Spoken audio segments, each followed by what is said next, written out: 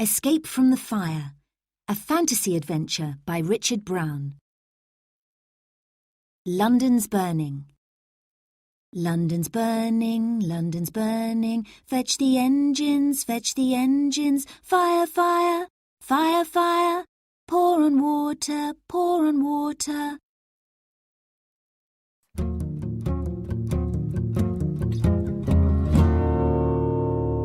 Chapter 1. Grandad. Robert was excited. He was going to stay with his grandfather at the weekend. Lucy, his cousin, was going to stay too. She was the same age as Robert and they were good friends. Suddenly, the telephone rang.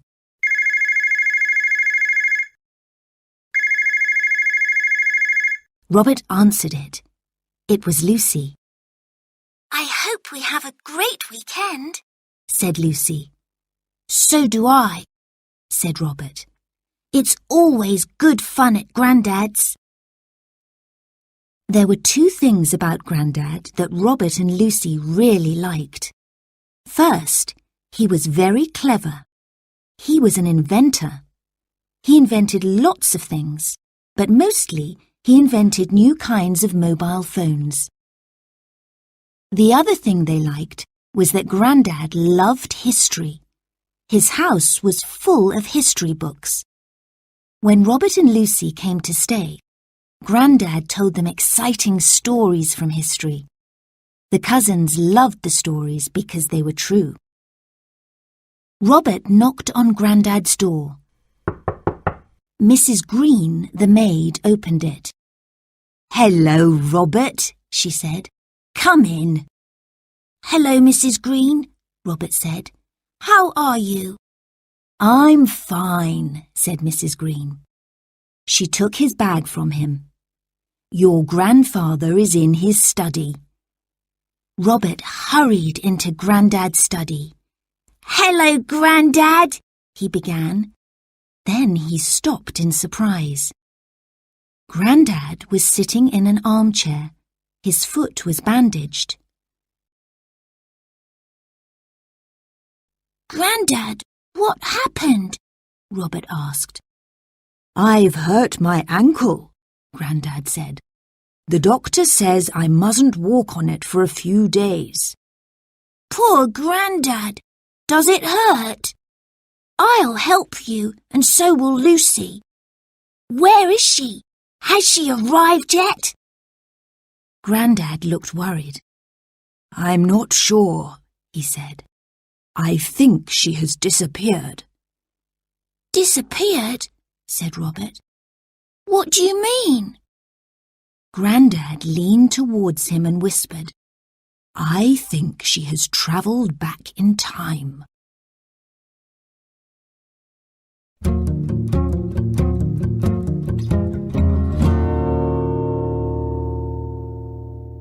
Chapter 2.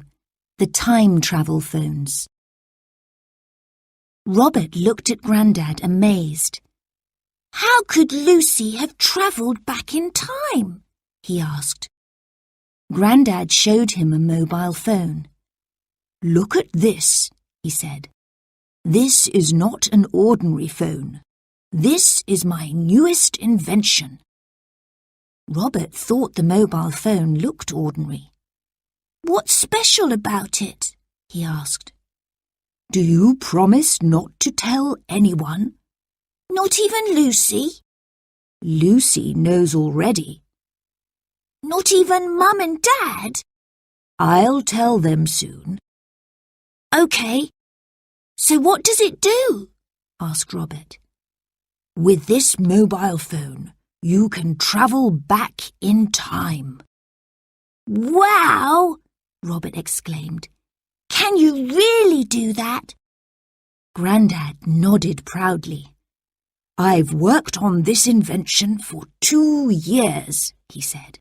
"It's ready now." Robert's eyes widened. "How does it work?" "Let me show you. You put in the date you want to visit. Then you put in the place you want to visit. Then you put in the password. Adventure. Did you tell Lucy this? Yes, and now one of the time travel phones is missing. How many time travel phones have you made? Robert asked. 4. Grandad shook his head. I'm worried, Robert. I think Lucy has used the missing phone to travel back in time. Wow! Robert exclaimed. Where do you think she has gone? Grandad picked up a book. We were looking at this together last night, he said.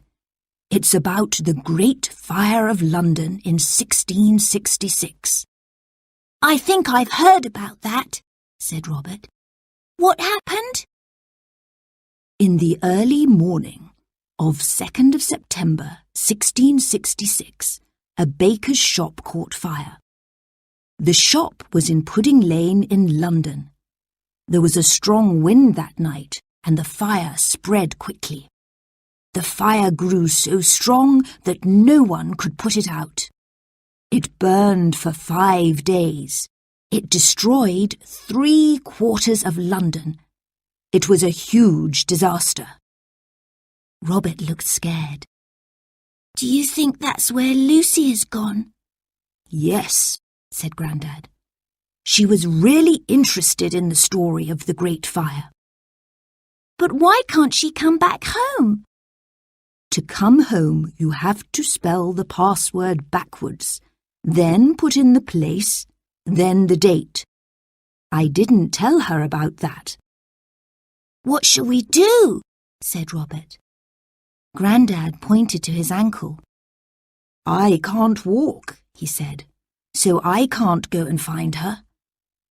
Then I'll go, said Robert. He jumped up from his chair. I'll bring Lucy home. You are a brave and clever boy, said Grandad. I'm sure you can do it, but you must be very careful. Find Lucy and bring her home straight away. Don't wait until the fire starts. Where shall I start? Go to Pudding Lane. I'm sure that's where she will go first.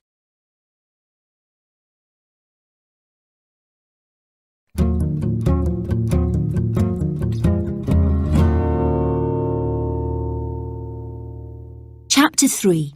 The Adventure Begins. Robert took the time travel phone and put in the date and place. 1st of September, 1666, London. Then the password. Adventure. He pressed the green button. Everything went dark. There was a sound like the wind rushing.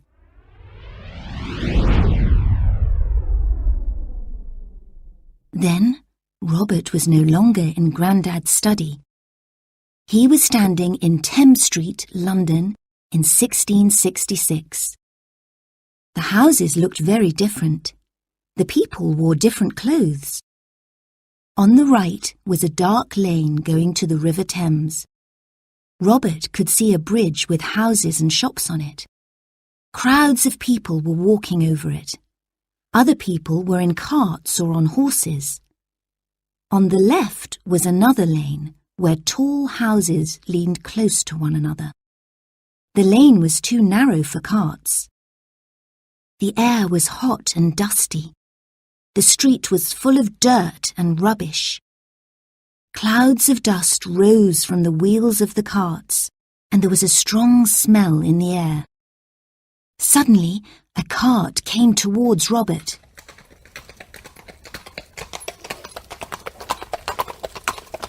It was going very fast. Robert jumped out of its way just in time. He bumped into a man who was selling water. The man was angry and shouted at him.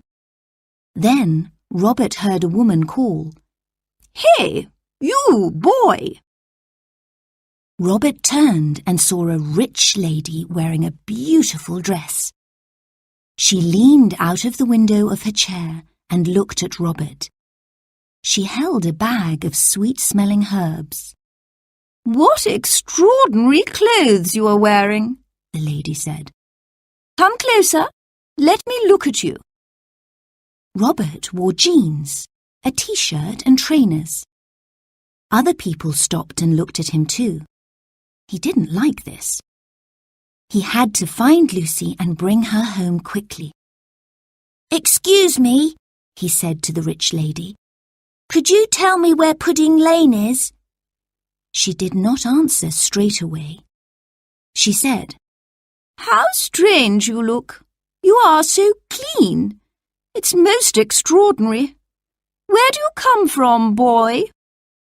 "I come from London." "And why are you wearing these strange clothes?" "I'm looking for my cousin Lucy. Can you tell me where Pudding Lane is?" "It's just over there," said the lady. She pointed with her fan. "Thank you," said Robert. He ran quickly to escape from all the people who were staring at him. He ran down Thames Street and into Pudding Lane. It was dark and narrow. He could not see Lucy anywhere. He shouted her name. He walked up the lane and stopped outside a baker's shop. "This must be where the Great Fire began," Robert said to himself. A man came out of the shop. He was carrying a basket of loaves. He called to his daughter in the shop. "I won't be long, Hannah." Robert watched the baker walk down the lane.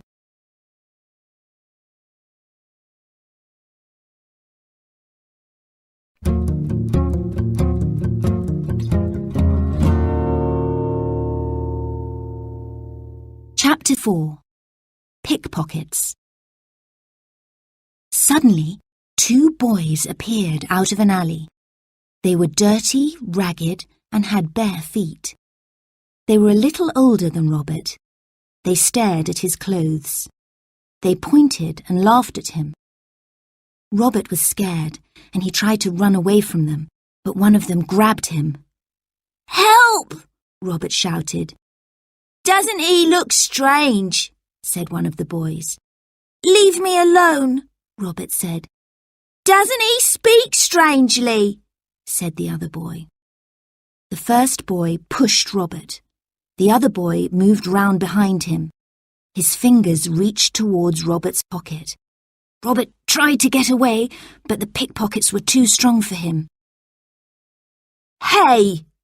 came a loud voice above them. "Leave him alone!" The pickpocket saw another boy leaning out of a window above them. "It's Toby," one of the pickpockets said. "Let's go."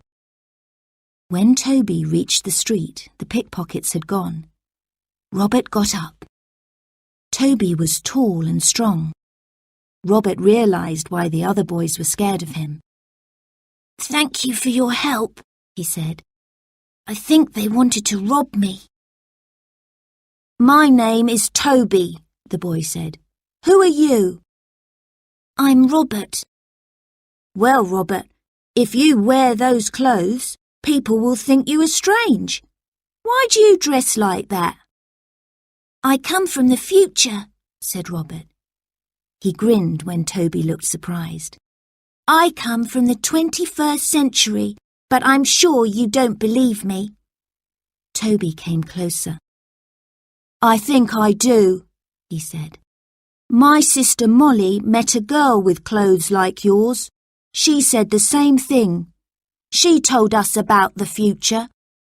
"Really?" said Robert excitedly. "Is her name Lucy?" "Yes. Do you know her?" Robert nodded. "She's my cousin. Our granddad sent me here to take her home." "Lucy didn't say how she got here." "That's easy," said Robert. "Our grandfathers invented a time travel phone. Let me show you." Robert put his hand in his pocket to get the phone, but it wasn't there. "Oh, no!" he exclaimed. "It's gone!" "What has?" "My time travel phone." "I don't know what that is," said Toby. but I think those boys have stolen it.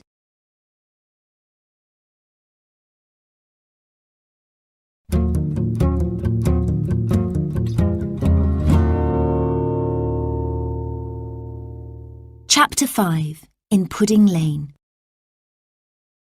Without my time travel phone, I can't go home, Robert said. Toby saw that Robert was very worried.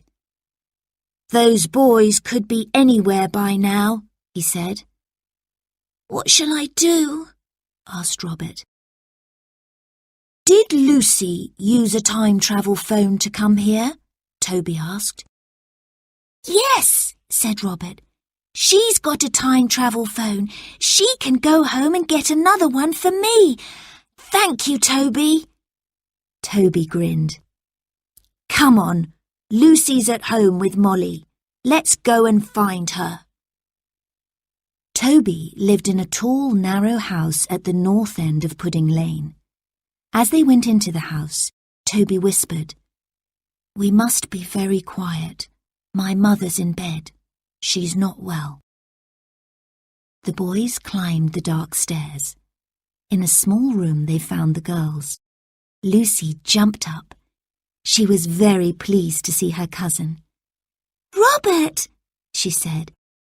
I've been so frightened. I tried and tried to go home, but the time travel phone does not work. Robert explained that she had to spell the password backwards. Lucy was pleased to hear that.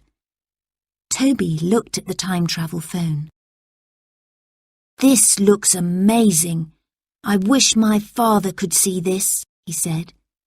We can show it to him, said Lucy. No, he's not here.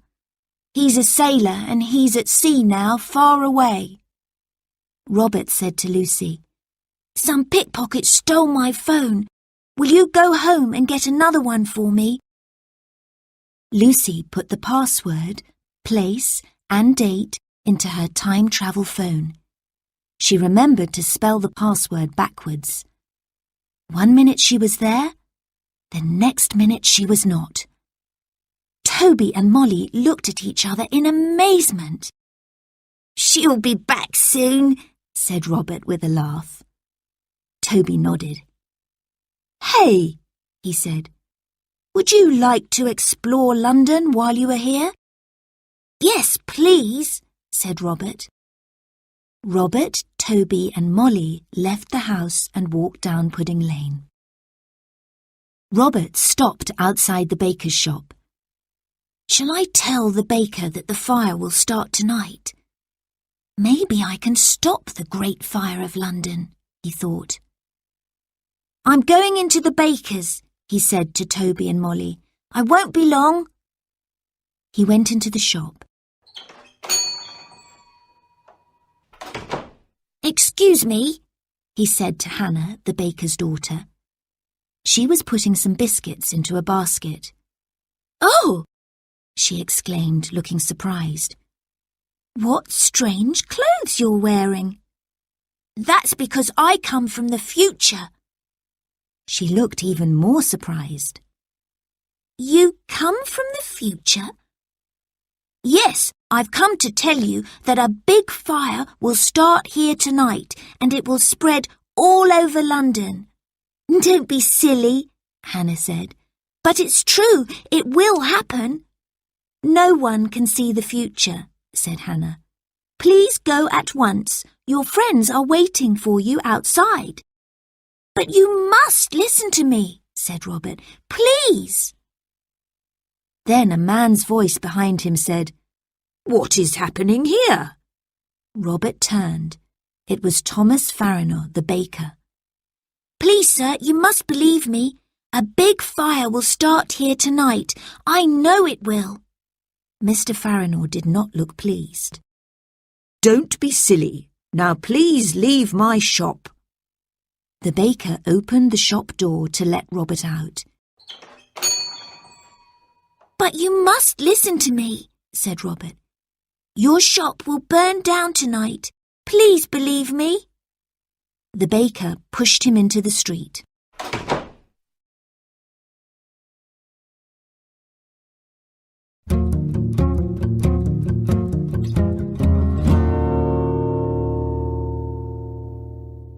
Chapter 6. Where's Robert? As the children walked into Thames Street, a gang of pickpockets jumped on them. Molly ran away, screaming. Toby tried to fight them, but he was chased away. The pickpockets caught Robert. They took him to a house in Fish Street Hill. Let me go, Robert shouted. The gang leader said, Give us another one of those things and we'll let you go. But I haven't got another phone, said Robert. Then we won't let you go, the leader said. Why do you want a phone? Robert asked. The boys laughed. We sold the first one to a rich gentleman, said the leader. He wants another one. I haven't got another one, said Robert. The gang leader looked angry. The pickpockets locked Robert in a dark room at the bottom of the house. We'll come back tomorrow night.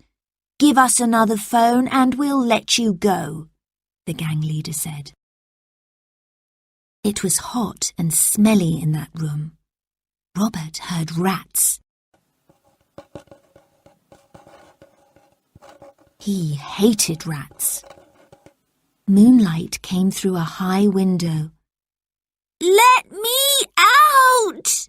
Robert shouted, but no one came. Robert grew more and more frightened. No one knew where he was. Then he remembered about the fire. He knew he must get out of that dark, smelly room. Meanwhile, Lucy travelled back to the present. Grandad didn't want her to go back to 1666 again, but she had to help Robert. Lucy returned to London in the afternoon. This time she had 2 time travel phones with her. When she arrived, Molly was washing Toby's cuts and bruises. Where's Robert? Lucy exclaimed. When they told her, she knew Robert was in real danger. We have to find him tonight, she said, before the great fire begins. You still believe there's going to be a great fire tonight? Molly said. Yes, said Lucy. Now let's go and look for Robert.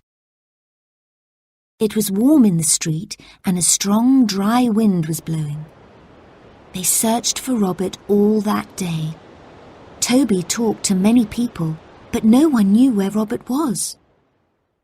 When night came, the children were still looking for Robert. At 1 o'clock, they arrived at Fish Street Hill. They knocked on all the doors, but no one answered. It was late and everyone was asleep. Robert was still in the dark downstairs room. He awoke suddenly. Rats were running all over him. One bit his ankle. He screamed. Outside, the children heard his scream. It's Robert! Lucy exclaimed. Where? Toby said. The scream came from that window, Molly said. She pointed to a small, dirty window. Robert was still shouting. Robert! called Toby into the dark room. I'm here! Robert answered. Toby leaned in the window and reached down. Hold my hand, he said, and I'll pull you up. The girls held on to Toby. Robert climbed out of the window. Thank you, he said. Oh, thank you. Then he saw Lucy. You're back, he exclaimed. Of course I am, she laughed. Have you got another time travel phone? Lucy took one from her pocket and showed it to him.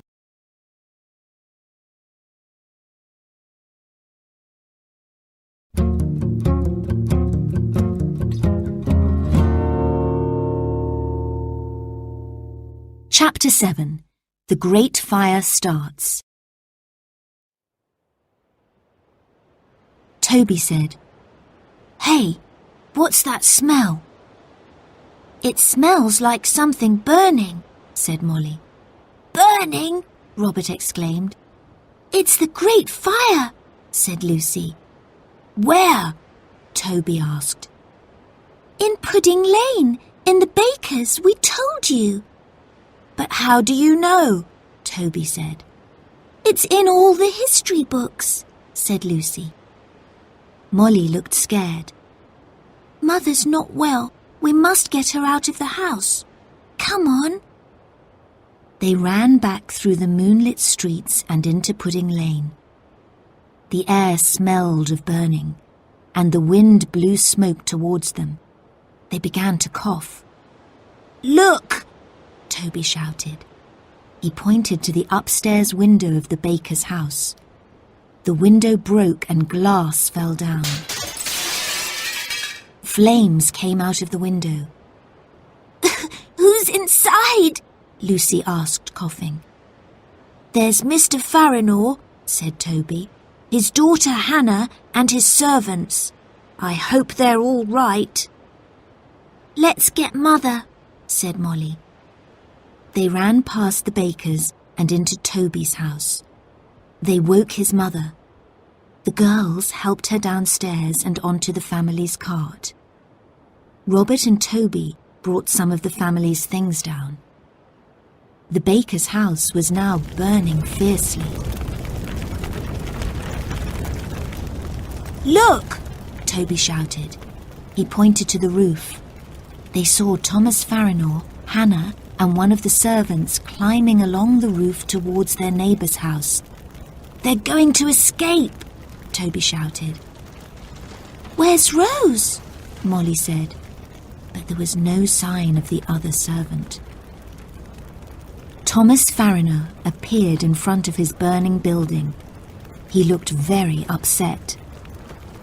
"My gold!" he shouted. "My gold's in there!"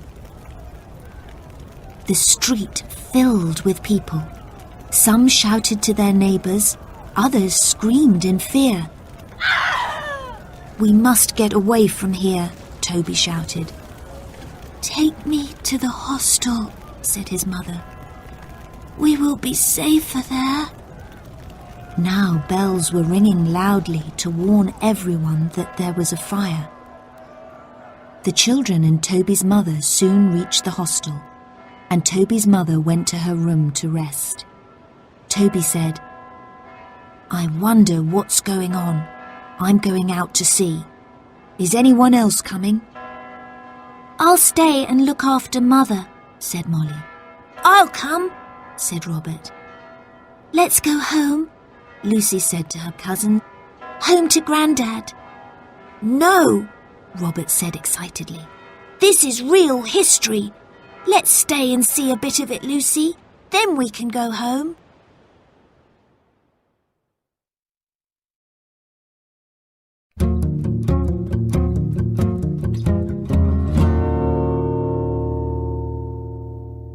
Chapter 8. The Great Fire Spreads. The three children ran past the hostel stables. The horses in the stables felt the danger. They were frightened and were neighing loudly and kicking at the doors.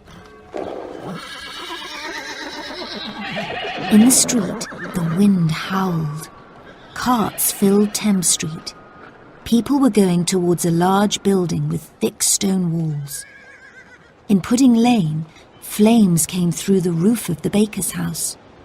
People passed buckets and bowls of water to some men who were pumping a fire engine. The children ran into Toby's house to get more bowls and buckets. But the fire engine was not powerful enough, and the flames grew higher. Later, the children stood in Thames Street and looked down Pudding Lane. "Our house is not on fire yet," said Toby. His face was black with smoke. "It will be soon," said Lucy, shaking her head. "Please don't say that," said Toby. "I'm sorry. Soon everything from here to the Tower of London will be burned down." "What?" Toby exclaimed. He could not believe it. Lucy nodded. "I've read all about it in Grandad's history book. London is on fire." Just then, a coach stopped nearby and a gentleman got out. He walked a little way into Pudding Lane and stood there with his hands on his hips. Who's that? Robert asked. I think he's in charge of the soldiers, said Toby. But the gentleman shrugged his shoulders and said that there was nothing to worry about. It was only a small fire, he said. His soldiers weren't needed. He got back into his coach and drove away. The lane was now full of people, carts and animals. They were all trying to escape. Look! Robert exclaimed. He pointed up the lane. The house next to the baker's is catching fire now. For an hour, the children watched as the flames spread from one house to another. The heat got stronger and stronger. Suddenly, there was a loud explosion. It knocked the children over. Luckily, no one was hurt. Let's go back to the hostel, said Robert. That won't be safe for long, said Lucy. The flames will soon reach it. We must take your mother to a safer place, Toby.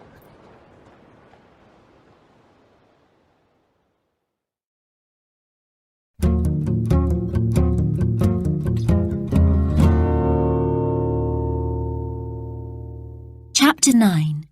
Go to the river. They ran back to the hostel.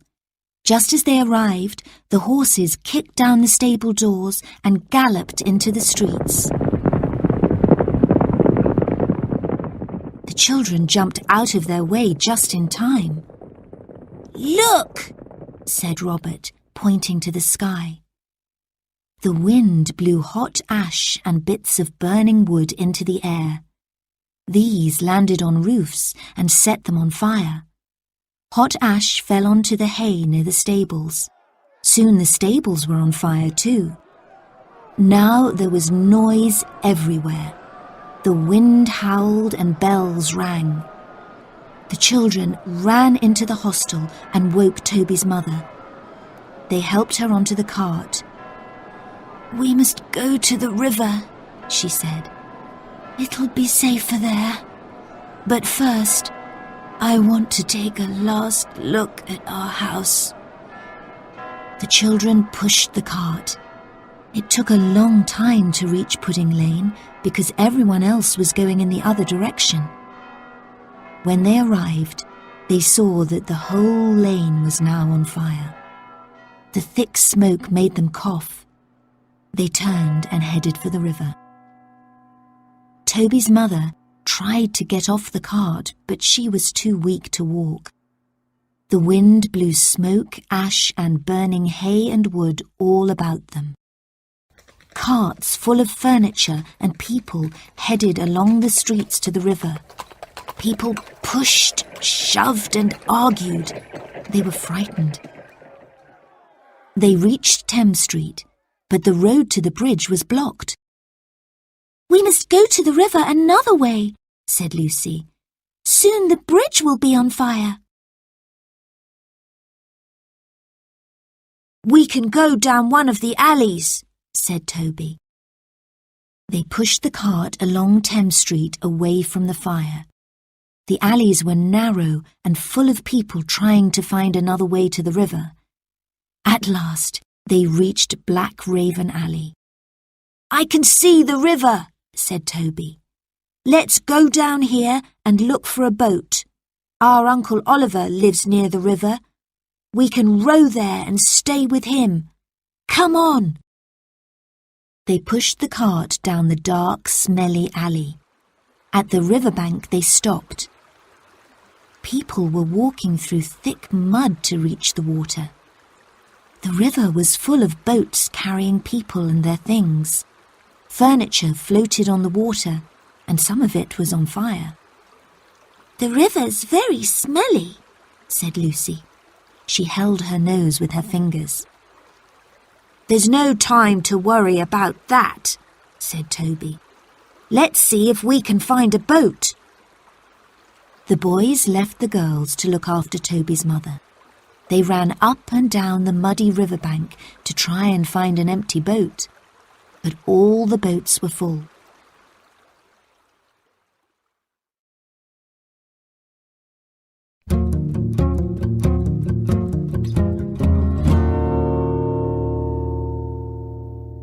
Chapter 10. No Luck. Look at the moon, said Toby. The moon was red. A cloud of thick black smoke passed in front of it. The boys saw an empty boat and ran towards it. They soon discovered why it was empty. The man wanted a lot of money for his boat. Toby's mother did not want to pay. Toby, she said, go to Uncle Oliver's house. ask him to bring his boat down river to pick us up.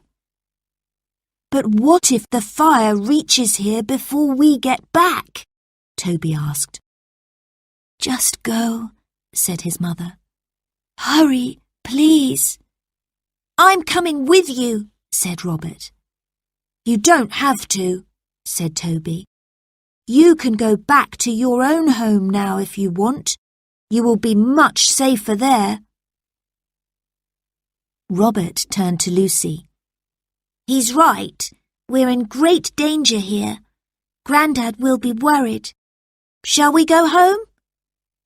Lucy shook her head.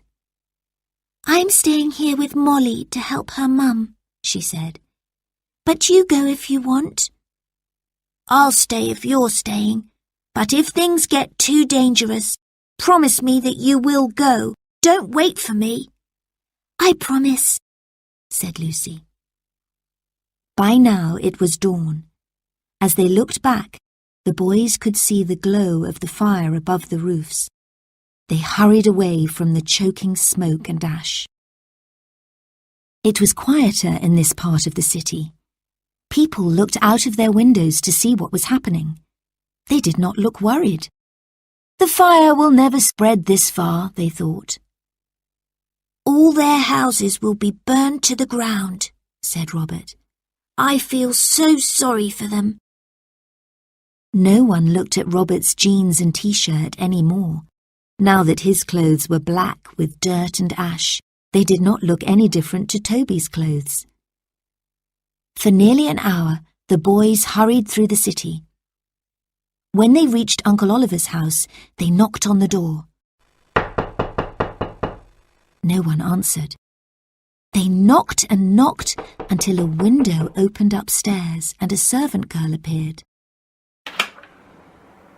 The master and mistress have gone to your mother's house, she said to Toby.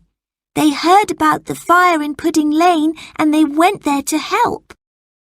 When they return, Toby said to her, tell them that Molly, Mother and I are on the riverbank near Black Raven Alley. Tell them that Mother's ill and Father's away. Tell them to bring a boat and tell them to hurry. The fire is spreading quickly. I will, said the servant. Do you want to come inside? No, said Toby. We haven't time. What shall we do now? Robert asked. Let's see if we can find Uncle Oliver and Aunt Bess, said Toby.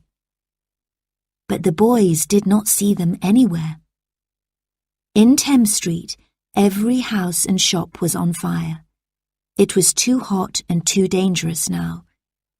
The boys ran from the fire as fast as they could.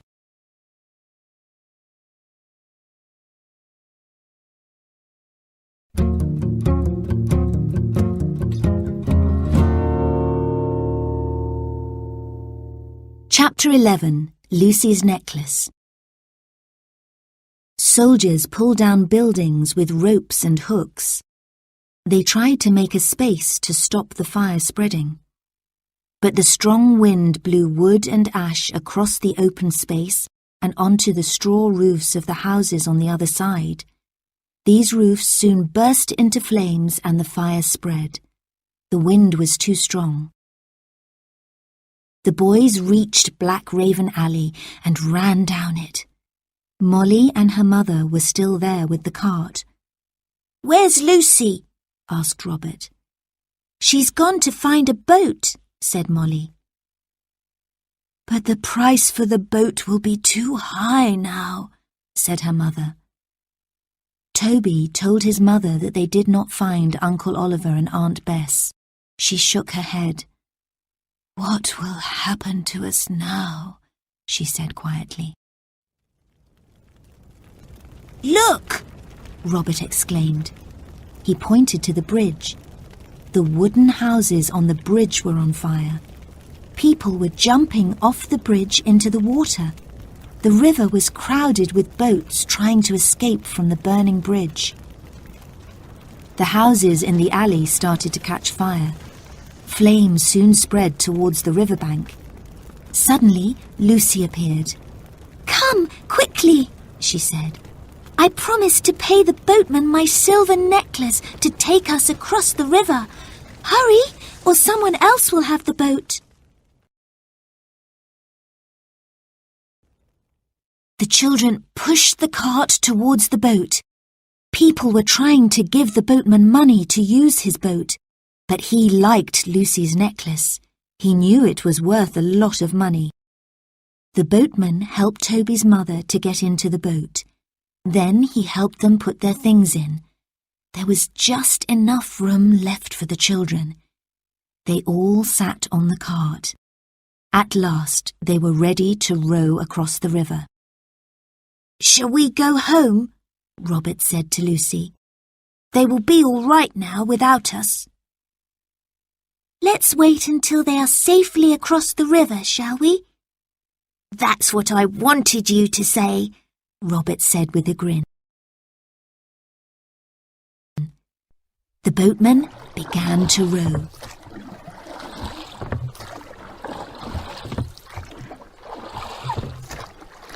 The wind made the water rough. Molly felt sick and held onto her mother. When they reached the middle of the river, they looked back at the burning city. Clouds of black smoke filled an orange-red sky. The children could still feel the heat of the flames.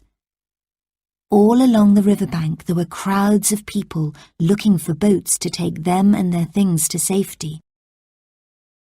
"It'll be much worse than this," said Lucy. "Soon 3/4 of London will be on fire. This is only the start of it."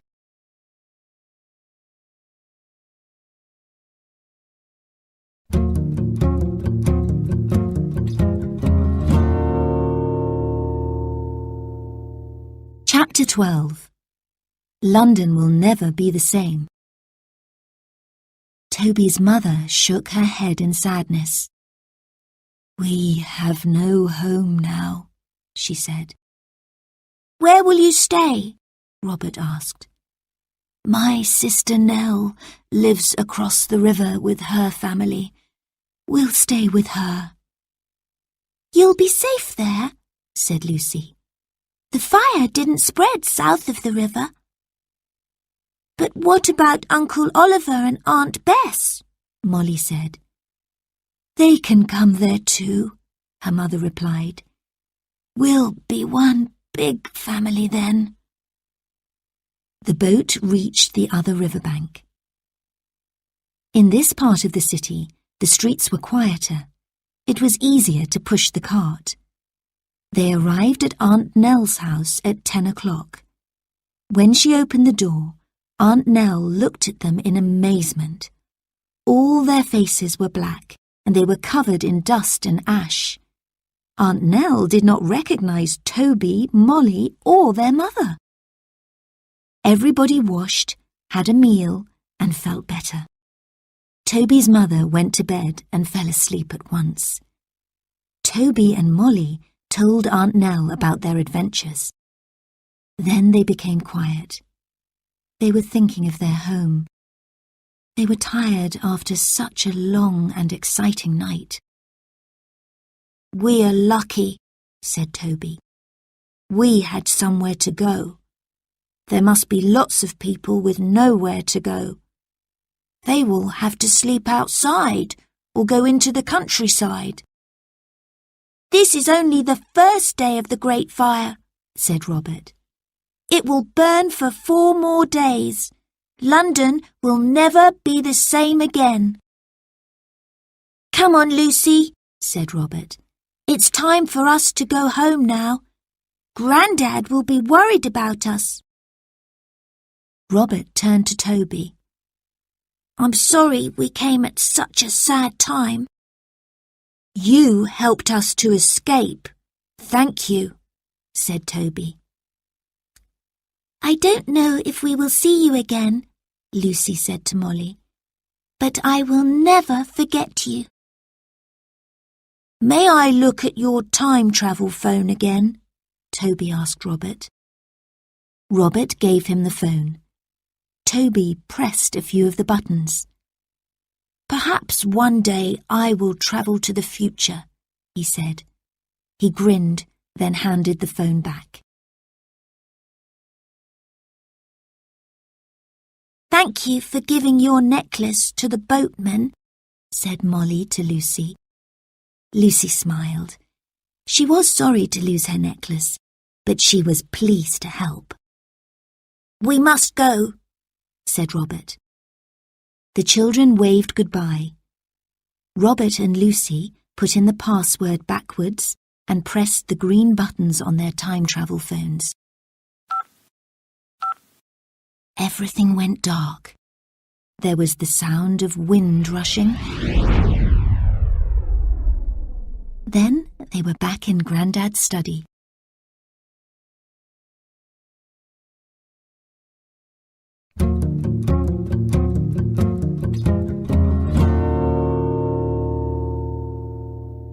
Chapter 13. The children tell their story. Grandad smiled when he saw them. Welcome home, he exclaimed. The children both began to speak. Grandad held up his hand for silence. I can smell the fire and smoke in your clothes. Can you? Said Lucy. She sniffed her t-shirt. Yes, she said. So can I, said Robert. That's what the Great Fire of London smells like, said Grandad. Now go and change your clothes before you do anything else. They met Mrs. Green, the maid, in the hall. What is that smell? She asked. It's the Great Fire of London, said Robert. Don't be silly, said Mrs. Green with a laugh. The children ran upstairs to change their clothes. Later, they told Grandad the whole story. It's just like it says in the history books, said Grandad. You were so lucky to see it. No one else in the world today has been there. I never thought of that, Robert exclaimed. But now you must give me the time travel phones. Do we have to? Lucy wailed. I don't want you to travel in time by mistake. It's much too dangerous. They gave the phones to Grandad. One day, he said, someone will find the missing phone, and people will say, it is 350 years old. They will be very surprised. I hope we can go time-travelling again, Lucy said. So do I, said Robert. It's the most exciting thing I've ever done in my life. The new term began at school. Robert and Lucy were in the same class. This term, said their new teacher, we are going to study some exciting events in history. I'm going to start with the Great Fire of London. Has anyone heard of that? Robert and Lucy grinned at each other and put up their hands. The teacher folded his arms. Really? What do you two know about it? Well, Robert said, it began very early on the 2nd of September 1666 in a baker's shop in Pudding Lane, London. It was a warm night, said Lucy, and there was a strong wind. The wind helped to spread the fire. Well done, said the teacher. You know a lot about it. We know a lot about the first day of the Great Fire, said Lucy. Tell us more then, said the teacher. So they did. Everyone in class was amazed. How do you know all this? The teacher asked. Oh, we just like history, said Lucy. Grandad tells us stories from history. You make it sound as if you were there, said the teacher with a laugh. Perhaps we were, said Robert, grinning. Perhaps we travelled back in time, said Lucy. The teacher smiled. I wish we could do that. History would be very easy to learn. And it would be more fun, said Robert. All that term, the cousins thought about the time travel phones in Grandad's safe. One day, said Lucy, perhaps we will go time travelling again. I hope so, said Robert. Where will we go next, you think?